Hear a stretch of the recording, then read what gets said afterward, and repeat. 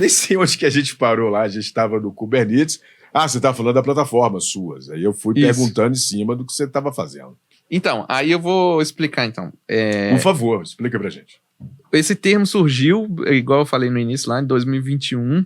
Ficou muito forte, mas muitas empresas já tinham. Dentro da americana. Não, ele ficou forte na mídia agora. O termo de Internal Developer Platform, IDP, surgiu muito, agora ele está muito falado, tem um monte de comunidade, um monte de coisa, e falando Platform Engineers e tudo, falando muito sobre isso, mas já é uma coisa que já está no mercado há bastante tempo, então a Google já tinha há muito tempo, Netflix, você está falando que tá o próprio Mercado Livre também tem há bastante tempo. Entendi. E Americanas tem agora, mais recente, que é uma plataforma para tentar automatizar e deixar todo esse processo self-service para o usuário, né? Então... Pera aí, mas isso não confunde um pouco isso não confunde lá com... como é que é o nome lá da galera tá usando agora? O NoOps. NoOps, Não, mas aí tem um time, né? Aí ainda tem que ter o time. Tem que ter o time, tá você bom. Tem que desenvolver. Depois dá uma palhinha pra gente também, falar um pouquinho dessa fera aí, porque confunde um pouco. Você falou que é tudo dinâmico, então tem uma equipe. Não, mas alguém tem que escrever esse código, né? Tem que escrever, beleza. Isso. O outro ninguém escreve, só IA que escreve. Tem que estar tudo pronto, né? Mas aí a gente tem uma plataforma que é para ser uma camada de abstração. Então, a gente percebeu, igual eu falei, às vezes a stack é muito complexa, o cara tem que gastar muito tempo, fritar a cabeça para poder subir a aplicação dele no ar. Sendo que o trabalho do dev é escrever o código dele. Ele não quer ficar tendo dor de cabeça com um servidor subindo coisa. Tem que ser a coisa mais simples possível. Sim, claro. E ao mesmo tempo, pro lado do time de plataforma, tem que ser o mais seguro pro cara não fazer cagada. Não fazer a estripulia dele, né? Fazer os pulos. Pra não dar os pulos dele. E também pra não ter brecha de segurança, né? Claro, essas coisas. Claro. Então tem que ser seguro, resiliente e tudo. Então a gente desenvolve uma camada de abstração que vai estar por trás de tudo isso, por cima de toda a plataforma. E... tem vários tipos de plataformas como essa. Então, o pessoal define... É muito difícil comprar isso, porque cada empresa tem uma stack diferente, uma necessidade diferente. Então, tem até algumas soluções de plataforma que você pode comprar, só que é mais para uma empresa, tipo uma startup que ainda está escolhendo as tecnologias que vai usar, compra uma plataforma dessa e se adequa àquilo, porque uma empresa grande que já tem uma stack mais consolidada é mais complexa. Aí ele vai ter que montar geralmente monta a própria. É o que vocês fizeram. Isso. É isso que vocês fizeram, montar a própria.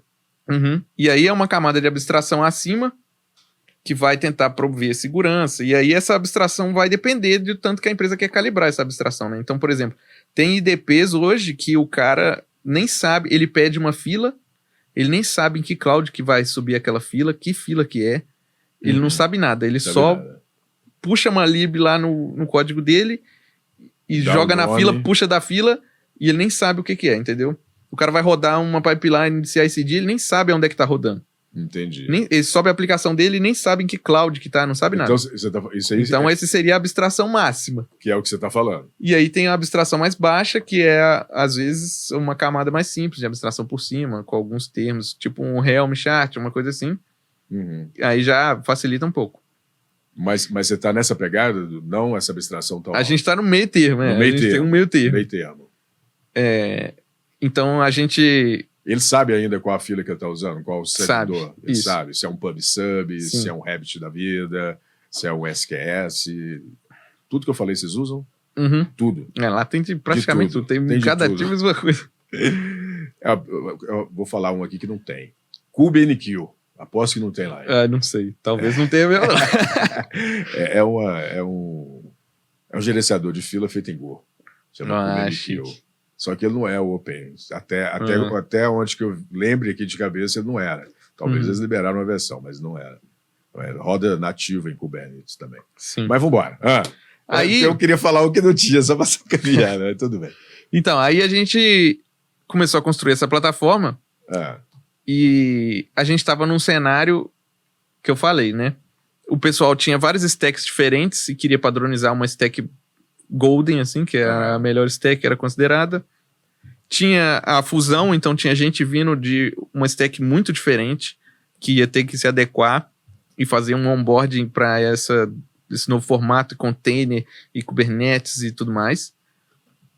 A gente teve também a brecha de segurança, uma época, Teve. Teve um incidente de segurança. Ixi. E aí, depois disso, a gente falou, a gente precisa subir rápido. Você fala que calma, pera aí, vamos ver a brecha de segurança.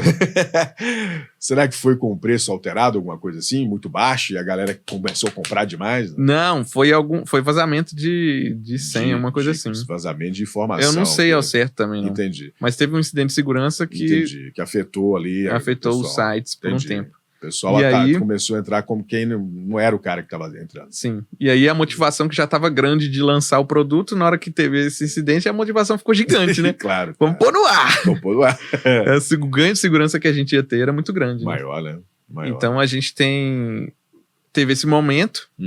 E aí a gente subiu, logo depois que voltou do incidente de segurança, a gente voltou já com a nossa stack toda, rodando, com a plataforma já no ar. Então vocês testaram em tempo real a parada. E aí, não, a gente já vinha testando, mas a gente vai adicionando funcionalidades com o tempo, né? A plataforma é bem dinâmica. Mas começou com login acesso, e aí acesso a algumas coisas, então o cara conseguia fazer... a gente tem... Dentro do nosso Kubernetes lá, a gente tem Component Definitions, e aí a gente define componentes que o cara pode usar dentro da aplicação dele. Então, no início, a gente só tinha um componente que o cara podia usar, que é um componente que faz Service Deployment em Ingress. Entendi. É um componente que é tipo um Helm chart. Entendi. Então, esse era o primeiro componente que a gente tinha, era só isso. Por enquanto. Inicialmente, você só pode subir a API. Tá ótimo. E aí vai. Vambora. Aí agora a gente tem cron job, tem tudo, aí vai aumentando, né? Pode subir recurso cloud, pode tudo. Doido, cara. Mas no início foi assim. Mas só para todo mundo que tá ouvindo entender, só o resumo, que eu também fiquei aqui meio perdido. Foi criada uma equipe de desenvolvimento para fazer o IDP. Isso. Em conjunto com a equipe de plataformas que já existia, né?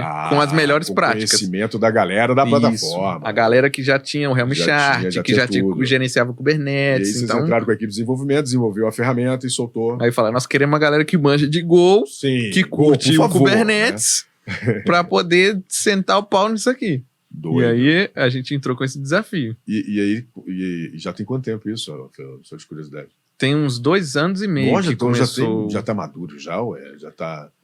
E nesse desenvolvimento vocês fizeram também o Operators lá com o Kubernetes? Isso. Conta aí pra gente. Aí eu vou contar da stack aqui. Por favor. Então, primeiro a gente fez a ferramenta de linha de comando. Então, isso. E muito inspirada no kubectl, que também é escrito em Go e é open source, você pode ler o código dele lá.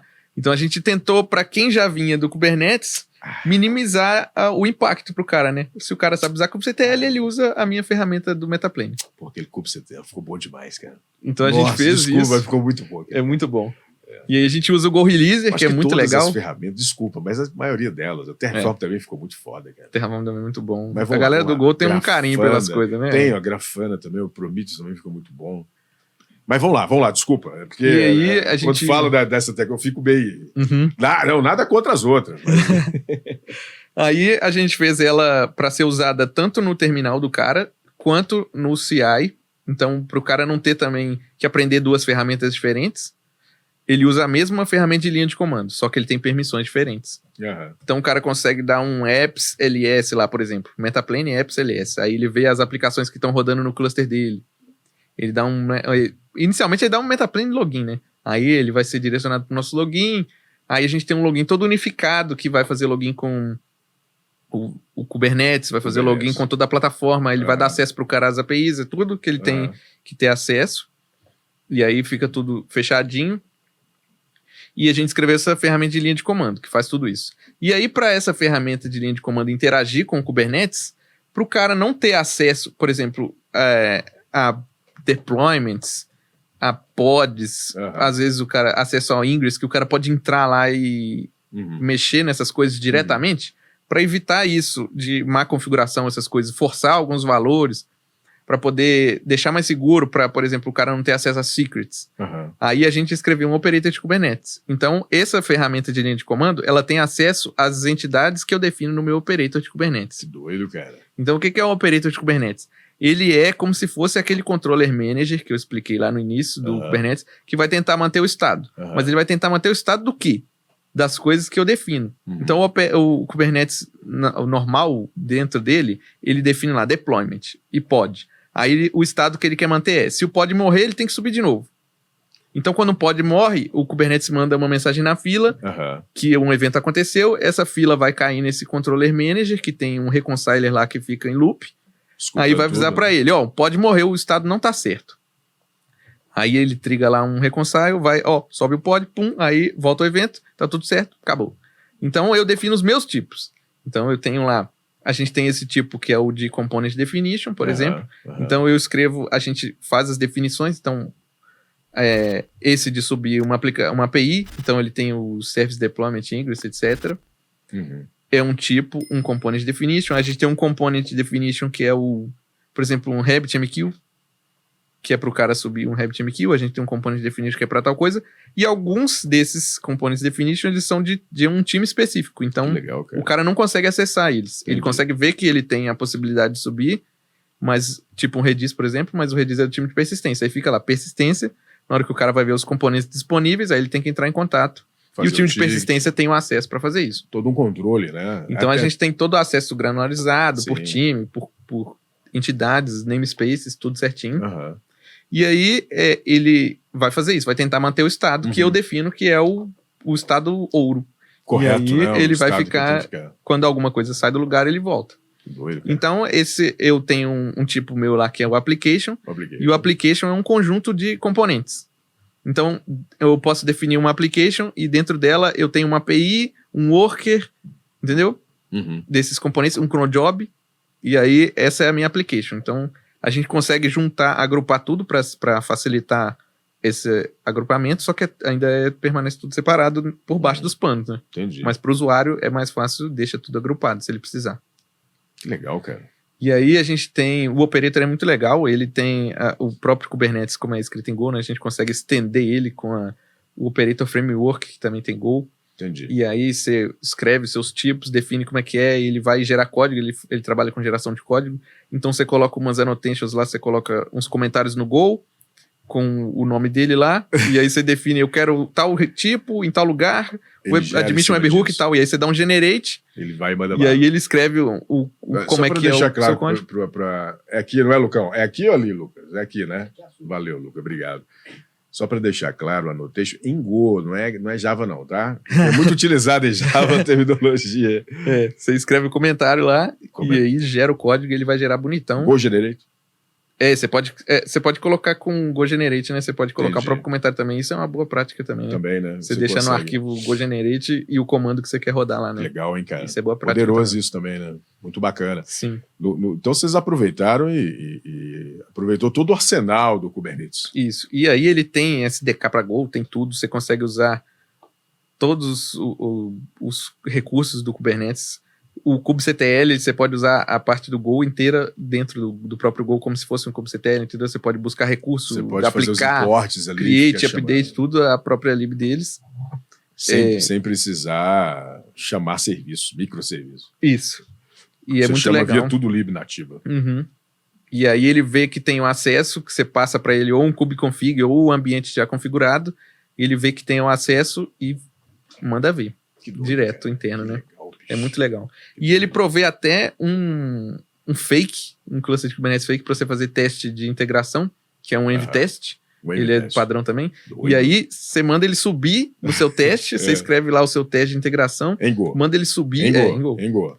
E aí você escreve o arquivo underline teste lá, escreve seu teste, qualquer coisa, e manda ele subir, fala que você quer que ele tenha dentro dele já algumas coisas, você escreve os YAML do que você quer que tenha dentro dele, e aplica, e aí seu teste, por exemplo, eu quero testar se meu application deu certo, eu consigo dar um apply no application e ver o reconcile lá rodando, e no final eu vejo se o estado tá certo, entendeu? Entendi. Então é um teste bem real mesmo. Entendi. Que você consegue automatizar, né? Você consegue automatizar. É um teste que tem um valor bem grande.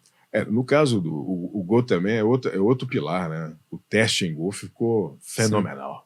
E é muito simples, ficou né? Fenomenal. E é muito bom de usar. Ficou muito bom. Benchmarking, o fuzzy. O fuzzy. O fuzzy chegou agora arregaçando. O benchmark, nossa! É porque você não tinha isso comum, né? Não é prática.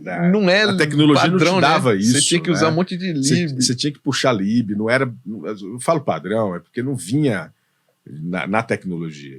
Você tinha que descobrir, né? Tinha que aprender com a comunidade, trazer novos ferramentais. E o Go já é inerente da linguagem, né? Você já escreve o teste unitário já no automático. Já tem uma linha de desenvolvedores que desenvolve já com teste antes de fazer. Isso, Você escreve o comportamento que você quer e seu código só vai passar quando o teste passar. Exatamente. Assim, ficou fenomenal. É mais uma quebra de paradigma, mais um pilar que eu vejo no Go que é muito difícil. Ficou muito bom, cara. Ficou muito bom. Esse teste... E eu acredito que eles aproveitaram esse poder aí, já colocou, embutiu aí, né? Do jeito que você falou. É muito legal essa biblioteca, e aí para fazer testes de integração, a gente também tem teste unitário, que é importante também. E a gente tem alguns tipos, né? Então tem vários custom resources já, hoje em dia. Um para definir namespaces, então o cara, ele não tem acesso aos namespaces, ele só tem acesso ao namespace que ele cria pela minha plataforma, então ele não pode ver o namespace do kubesystem lá, que é o que o Kubernetes vai rodar as coisas dele, ele não pode ver o Metaplane System, que é o que as minhas coisas estão rodando para fazer tudo funcionar. Então a gente consegue granularizar bastante esses acessos usando esse operator, né? E aí a CLI, a ferramenta de linha de comando, que vai interagir com esse cara. Sim. Aí, paralelo a isso, eu tenho uma stack de auditoria, então tudo que toda a ação que o usuário vai executar no cluster, ela vai ser auditada, e aí ela tem um sistema de fallback para, se ela não conseguir registrar, ela não retornar erro nunca. E aí ela vai sempre salvar. Então eu fiz uma biblioteca também para eu mesmo consumindo meus microserviços de auditoria, que serve para interagir com essa API. Então é uma API RPC. Caraca, bicho. Eu curto pra caramba a galera que não conhece RPC, que é meio underground, né? Por favor, a galera que não conhece RPC, pode. Mas RPC é chamado de procedimento remoto, então é um formato semelhante ao REST, só que o REST vai passar um JSON lá. Vai usar HTTP. O outro vai usar UDP. E aí você vai passar pelo HTTP todo um JSON com o nome do campo e o valor dele, e o RPC é o gRPC que usa protocol buffers. Mas você tá falando de RPC ou gRPC? Então.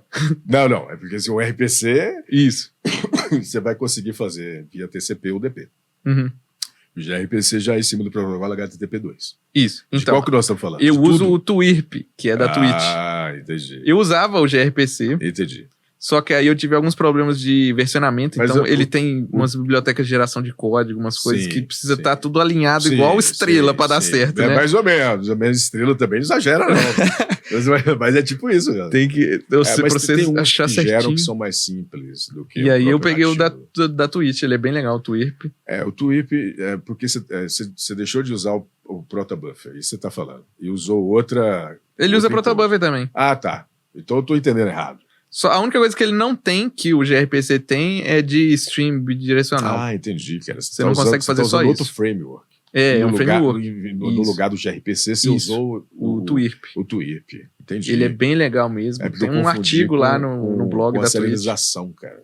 Sim. Pela fonética sua, eu entendi outra coisa. Não, então, aí o REST, né, pra a galera que tá acostumada, vai mandar um JSON lá com os campos que você quer na rede. Entendi. E aí isso consome mais dados, porque você tem o nome do campo, o tamanho, mas é um jeito simples de escrever uma API, né? E quando o cliente é seu, eu acho que esse é o melhor cenário, né? Para usar um formato qualquer framework que vai usar um RPC, né? No caso, você está falando de comunicação entre serviços, né? Que é o melhor quando cenário. O cliente é você mesmo ou alguém que tem acesso ao seu... Você tá no caso, vai usar um proto, se você for usar um proto. Aí você conhece o formato da API, aí ele vai mandar um binário que não tem praticamente nada, super leve, então ele é muito leve, muito rápido na rede, latência baixíssima. Então esse cenário ele é muito legal, né? É difícil você bater isso aí. Isso. Aí pro meu caso, que é uma API de auditoria, que eu quero mandar rápido e não quero me importar com o que vai acontecer lá, esse pra mim é o melhor caso. Eu mando. Sim. E eu tenho essa API, que aí ela vai fazer lá ela tem um sistema de fallback, e ela tem um sistema de fallback do fallback, então se ela não conseguir, ela tenta escrever na cloud, então... Como a minha estrutura roda em várias clouds, né? Na AWS ela escreve no S3, no GCP ela manda para um PubSub, que vai mandar para um GCS, aí tem toda aquela bufferização. Vocês estão usando muito o Google, hein? Então.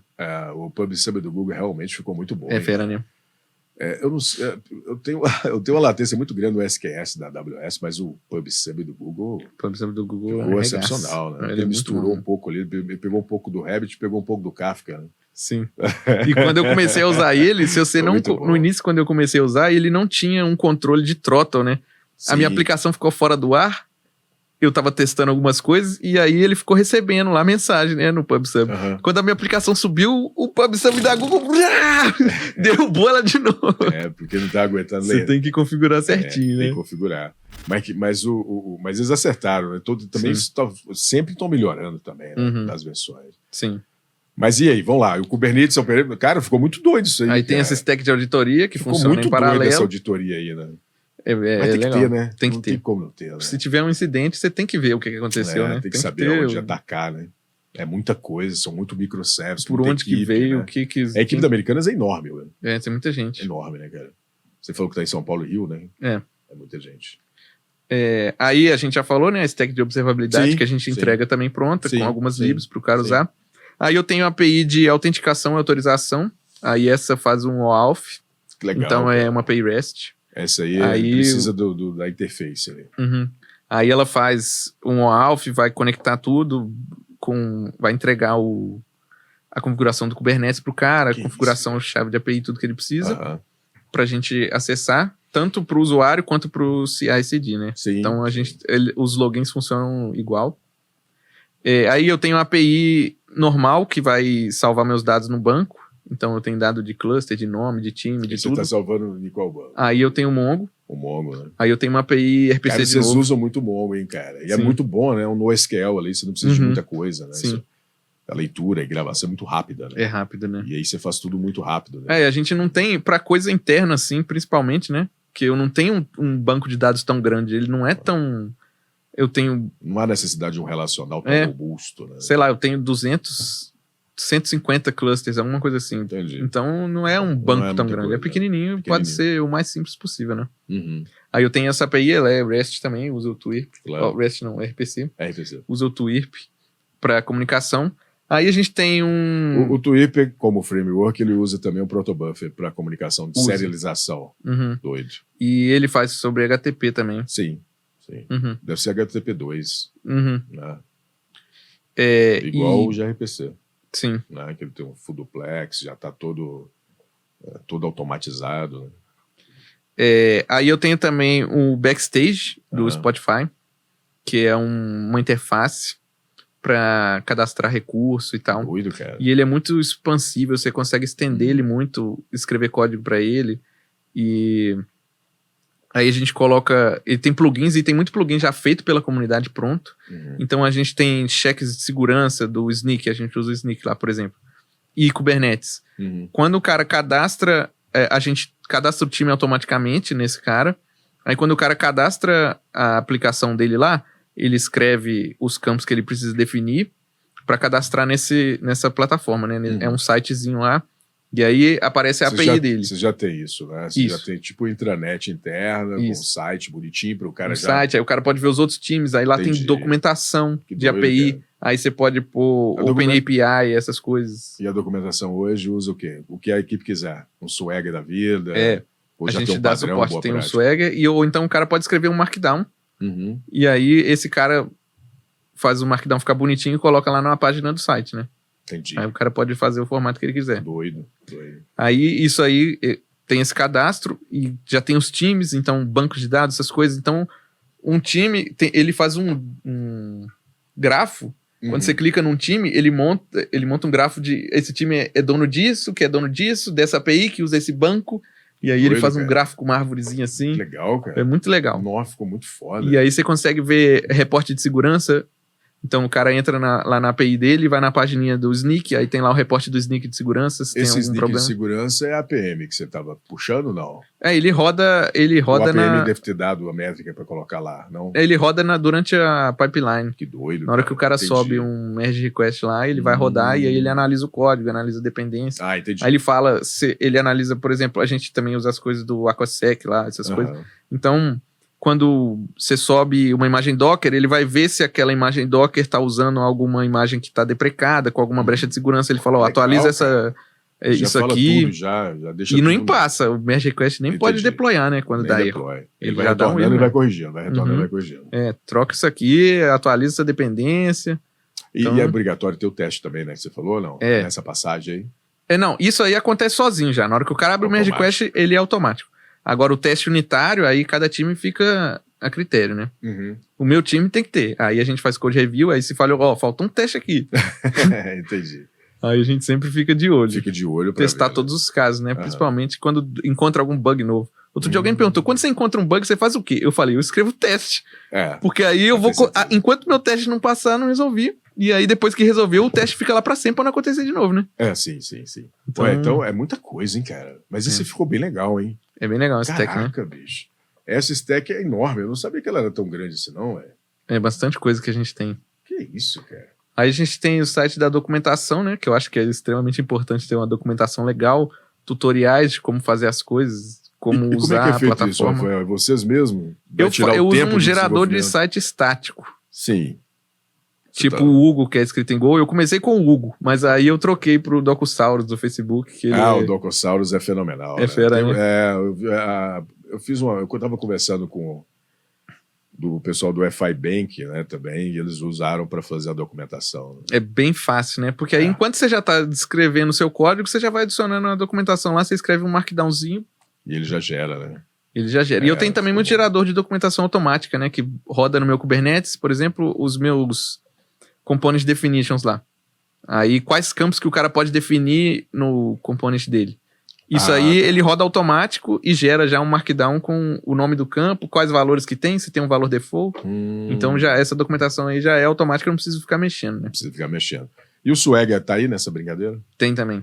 A gente faz também bastante, que é o backstage dá suporte, né? Dá suporte, né? Para as APIs. Mas a minha documentação é mesmo um tutorial mesmo. É um tutorial esse de como sitezinho. usar. Aí entra, faço login, a gente dá suporte para tal coisa. E aí como fazer, como pedir para ter uma estrutura e tal. Que precisa, né? É necessário, né? Para que possa fazer toda essa... Ô, Lucas, agora que eu vi que a mesa estava saindo aqui, eu tô só acertando aqui, beleza? Não tem problema, não?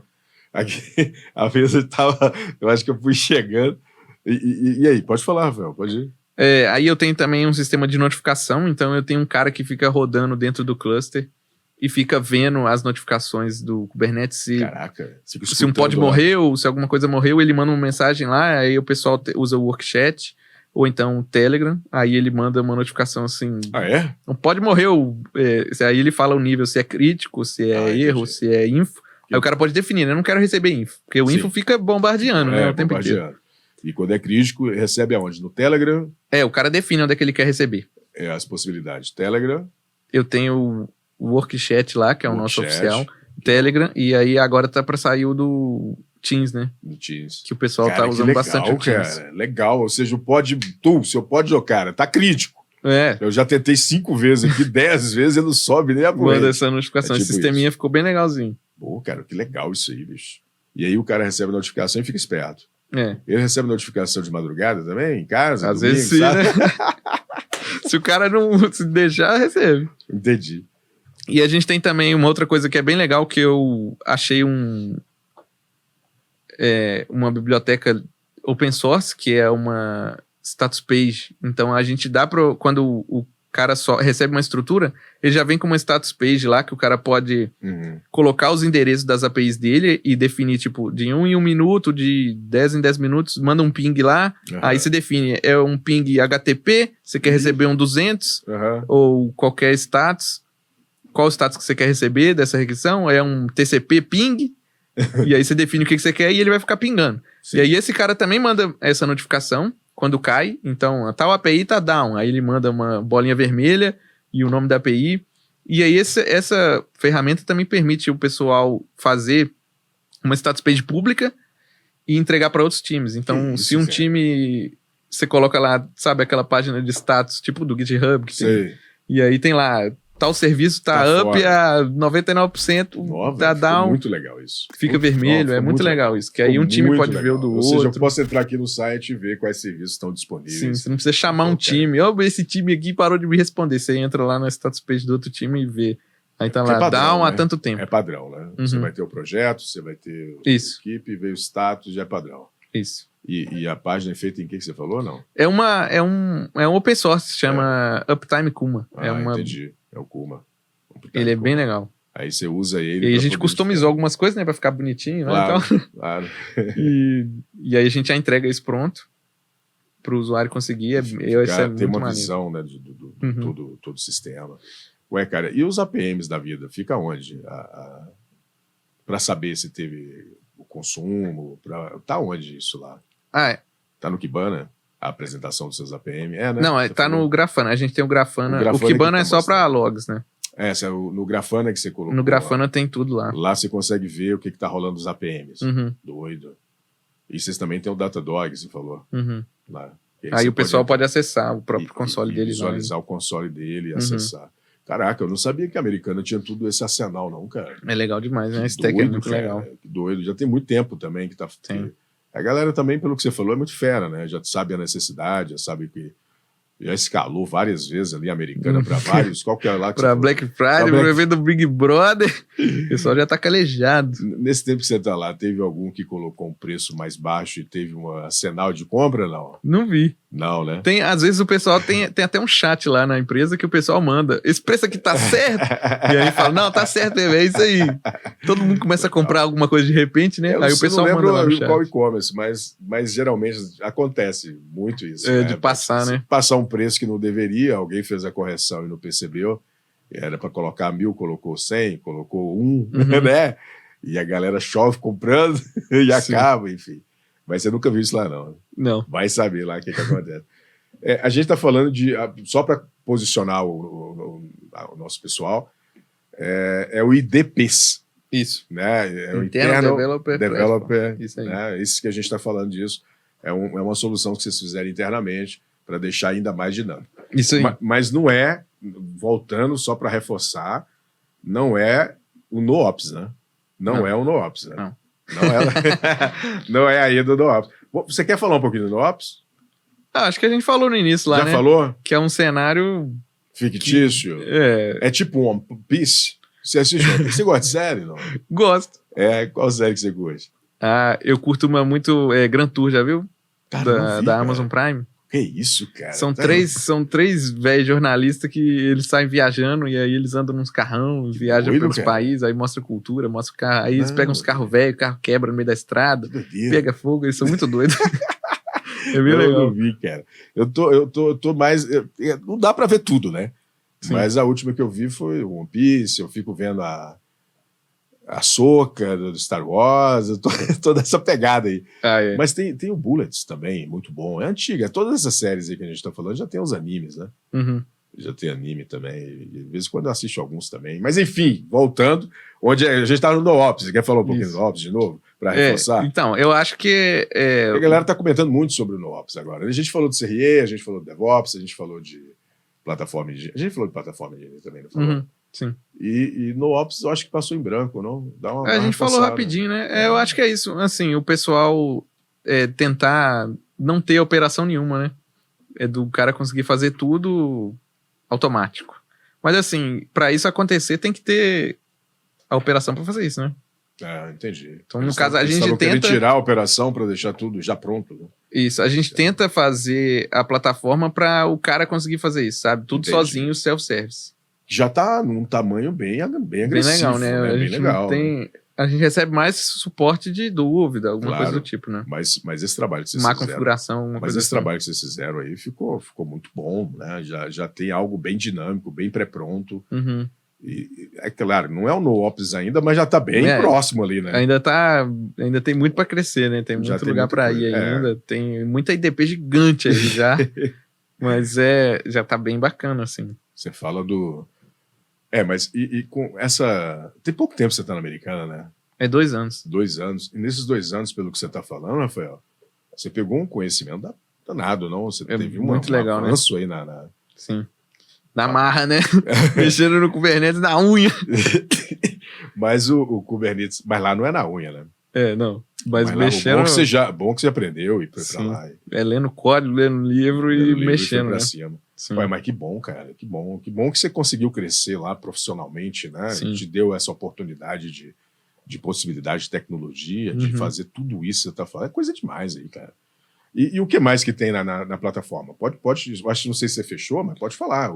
A gente tem também agora um catálogo de recursos cloud, né? Então esse aí tá surgindo agora. E aí é onde a gente mais tem para crescer, né? Então hoje em dia, por exemplo, se o cara quer subir um RabbitMQ, ele não precisa escrever um Terraform ou então essas coisas. Não precisa, não. Ele vai pela nossa CLI e aí ele define... A gente já tem todo um valor default para muitas coisas e o cara só pede a criação, escreve... Tudo no CLI. Isso. Aí ele passa umas flags lá de tipo o que ele quer e tal. Talvez já tenha até copiada pronta no manual, ele só Isso, copia, já tem no manual, ele só define o que ele quer e na hora que ele roda esse deploy aí no pipeline dele, vai subir o RabbitMQ lá internamente. Então a gente dá suporte para algumas coisas, mas eu acho que essa é a hora que a gente mais tem para crescer, né? Para dar suporte para tudo, para ninguém mais precisar escrever Terraform, coisa do tipo.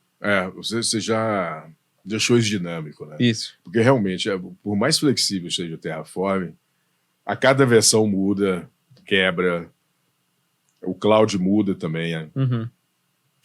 Mas no AWS é CloudFormation, né? E assim, já complica um pouco às vezes a gente quer forçar algumas coisas, tipo, eu quero forçar que tenha, sei lá, alguma configuração que sempre tem que ter. Se eu falar, eu quero que sempre tem que ter, o cara não vai colocar. O cara vai esquecer, o cara não leu a doc direito, não leu até o final, ele foi lá e fez. Então, a gente fazendo assim, a gente consegue garantir que vai estar tudo no formato que a gente tem no padrão, né? Entendi. Você criou uma ferramenta... Os campos que o cara pode alterar, ele tem a liberdade, mas as coisas que a gente quer que sempre tenha, a gente vai força. Estar lá. Vai estar lá. Assim a gente consegue ter uma organização bem legal. O CIO lá, então, é tudo. Começa tudo por ali. Que caramba, velho. Que doido, cara. E o que mais, Rafael? Fechou isso aí? Tem mais algum ponto? Sim, né? A stack é essa. Muito legal. Cara, que stack do caramba. O pessoal que deve estar escutando lá foi uma aula. O Rafael não parou de falar, mas ficou do caramba, cara. Ficou fenomenal. Ficou fenomenal. O pessoal, eu acho que toda a equipe tá de parabéns, né, Rafael? Toda a equipe tá. A galera que trabalha comigo... É feroz, né? Monstro. Galera, plataforma, persistência, os caras lá são monstros demais. Observabilidade, os meninos, tudo. Porque, pelo que você falou, a galera de persistência a galera de persistência está mantendo o banco, né? Não tá pegando um Atlas não, escalar banco, arrumar tudo para eventos, cara, responsa. Cara, que loucura, hein? Galera manda muito bem. Pela forma que você está falando, o custo-benefício, eles fazendo dessa forma, ainda melhor, né? Sim. Do que pagando a chance de dar problema é bem menor, né? É bem menor, né? Não, a gente tem algumas coisas total, também do cloud, mas eles mesmos também gerenciam isso. Já resolvem, né? Porque ele tem todo o controle. Ele controla mais do que o outro que você tivesse lá no cloud, igual um Atlas da vida. E é tudo padronizado, né? Consegue definir os padrões, como é que vai ser, de nome, onde é que vai estar. Então, para FinOps, para visualizar tudo, é bem mais fácil.